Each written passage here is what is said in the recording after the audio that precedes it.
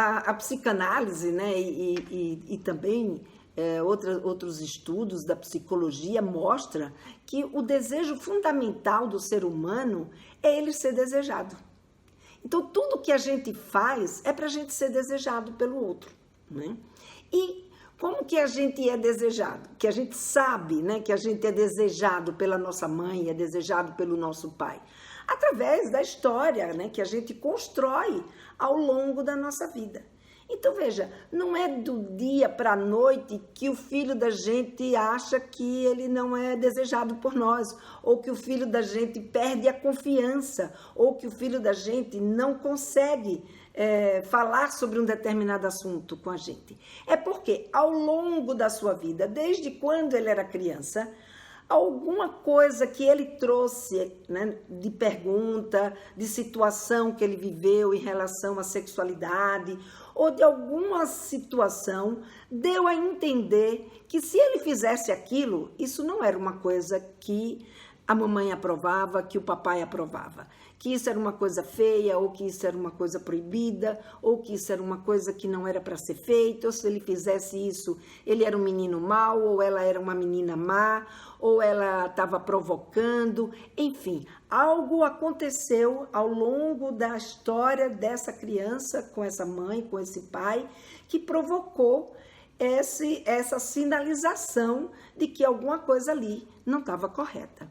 Então, veja, o nosso filho, a nossa filha, eles vão identificando o quanto eles são desejados e o quanto, não é nem o quanto eles são desejados, mas é se o desejo que eu tenho por eles, ou seja, a forma como eu os amo, a forma como eu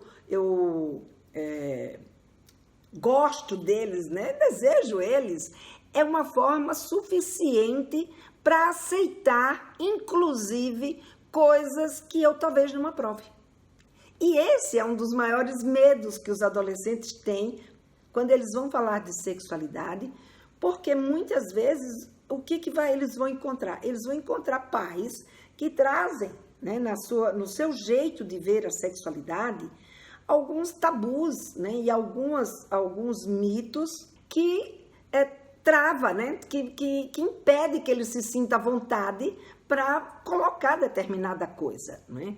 E uma outra coisa que a gente vê é que, além desses sinais, né, que a gente dá aos nossos filhos ao longo da vida, tem também a nossa capacidade de ser capaz, né, de aproveitar essa oportunidade e ser capaz de ouvir isso que o nosso filho ou a nossa filha tem para nos dizer em relação à sexualidade.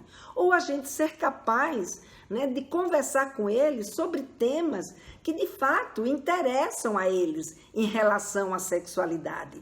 Então, ele não tem certeza, né, ou ele não sabe se esse desejo que a mãe ou que o pai tem vai suportar essa angústia, né, que muitas vezes o adolescente tem. E o fato dele não saber se ele vai suportar essa angústia que ele tem, não é? Ou essa curiosidade, ou essa necessidade dele, se ele vai ser capaz de acolhê-lo. Ou seja, em vez de criticá-lo, de acolher. Então, por exemplo, o adolescente, na hora que ele entra na adolescência, ele está vivenciando uma série de mudanças no corpo dele.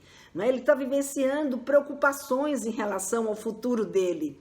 Ele está vivenciando sentimentos, sensações. Então, o adolescente, ele está nesse momento vivendo uma série de medos, de dúvidas. Se ele encontra um pai e uma mãe que ele consegue dividir essas angústias e em vez dele ser criticado, esse pai ou essa mãe der suporte, ele vai se sentir muito mais à vontade. Ele vai conseguir, de fato, conversar com esse pai e com essa mãe. Porque quando ele está vivendo uma angústia, como é que ele coloca essa angústia para fora? Ele coloca essa angústia para fora, primeiro ele fica com raiva, né? Ele já se irrita. Então, por exemplo, a gente vai querer conversar com ele, fala, pô, por que você está desse jeito? O que está acontecendo? Me fala o que está se passando. Ah, mãe, me deixa em paz. Ah, não quero falar sobre isso.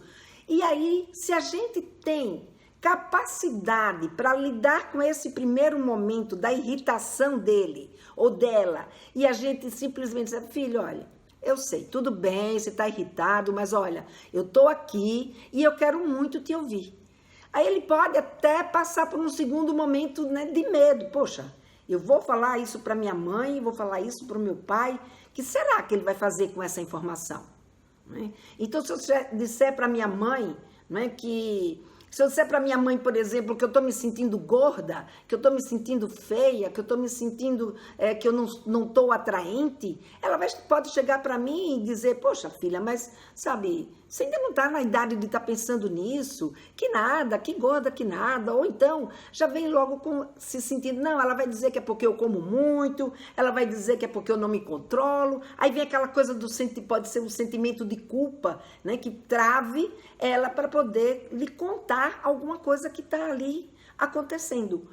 E só depois, se ela vê que ela pode contar, né, que você teve paciência, que você chegou e disse, não, eu sei que você está assim, você está irritado, mas eu vou ficar aqui, eu vou te ouvir, eu quero te ouvir. Olha, eu vou parar o que eu estou fazendo, vou ficar aqui do teu lado, na hora que você quiser me contar o que você está sentindo, a gente vai conversar.